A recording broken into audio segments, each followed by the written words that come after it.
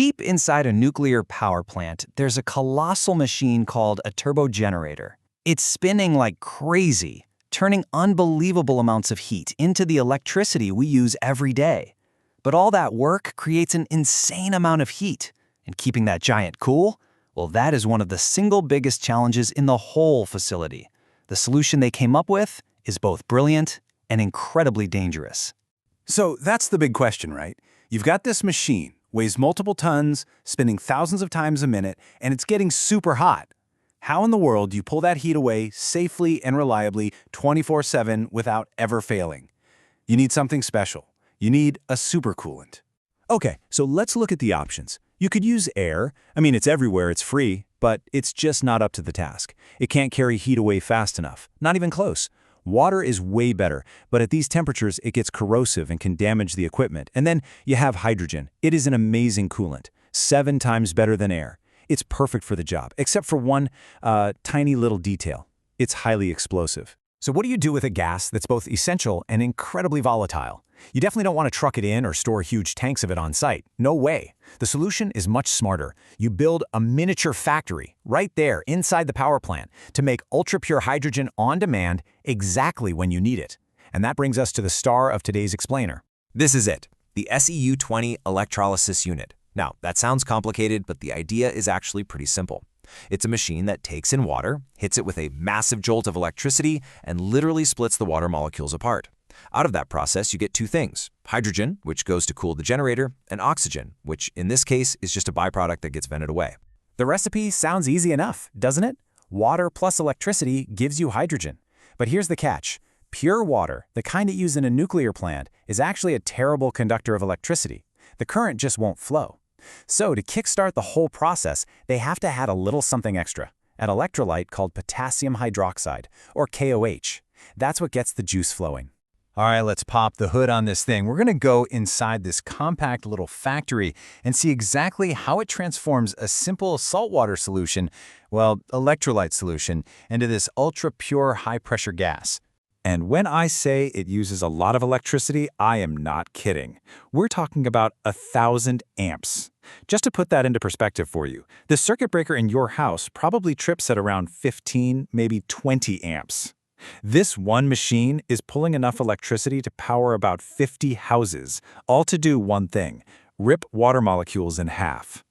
So, turning water into pure hydrogen isn't just a single zap. Oh no, it's a carefully controlled journey. Let's follow the 4 main steps that take place inside the CEU-20.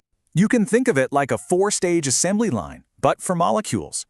First, you have electrolysis, where the water is split into tiny bubbles of hydrogen and oxygen. Then, those gases get separated. After that, they're washed and balanced, and finally, they're cooled and dried to get them as pure as possible for their big job. Now, this quote points to maybe the most critical part of the whole machine. Inside, you have hydrogen and oxygen being created right next to each other. You have to keep them apart, or boom. The solution is an asbestos diaphragm. Think of it like a molecular bouncer at a club. It lets the tiny little ions pass through to keep the electricity flowing, but it physically blocks the bigger gas bubbles. It's a simple, brilliant piece of engineering that prevents a disaster from happening right inside the machine. And after that whole journey, the final product has to be incredibly pure. We're talking a minimum of 99.5% hydrogen. Now, why be so picky? Well, because any impurity, especially oxygen, doesn't just make the cooling less efficient, it dramatically raises the risk of an explosion inside the generator itself. In this world, purity isn't just a goal, purity is safety. Okay, so you've got this incredibly powerful, potentially dangerous system. You can't just turn it on and walk away. While a lot of it is automated, this machine runs under the constant, watchful eye of human operators and a super strict maintenance schedule. And just look at how intense that schedule is. Things like gas purity, that gets checked in a lab every single day. Safety systems are tested every 3 months, valves every 6. It is a relentless cycle of checking and rechecking that goes on for years, all to make sure everything is working perfectly.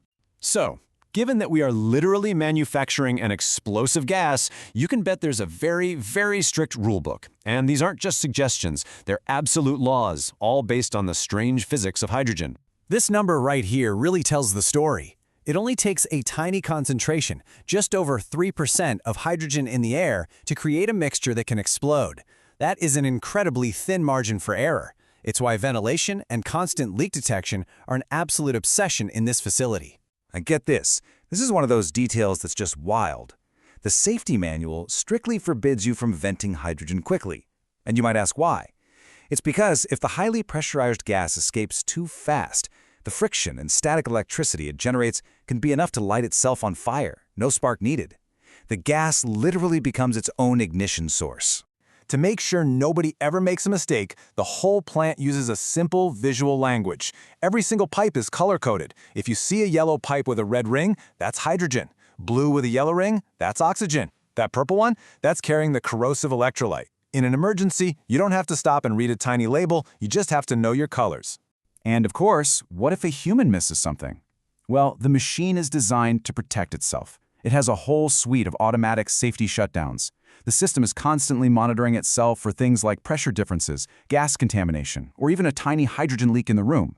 If any of those things go outside the safe zone, bam! The whole system shuts down instantly, stopping a potential problem before it ever becomes a disaster. So when you pull back, what you realize is that tucked away inside this giant power plant is this small, vital, and frankly dangerous little factory, doing one single critical job. It's a perfect example of the kind of complex, totally hidden infrastructure that is humming along just out of sight, making our modern world possible. And it really makes you wonder, right? What other hidden factories are out there, quietly keeping everything running?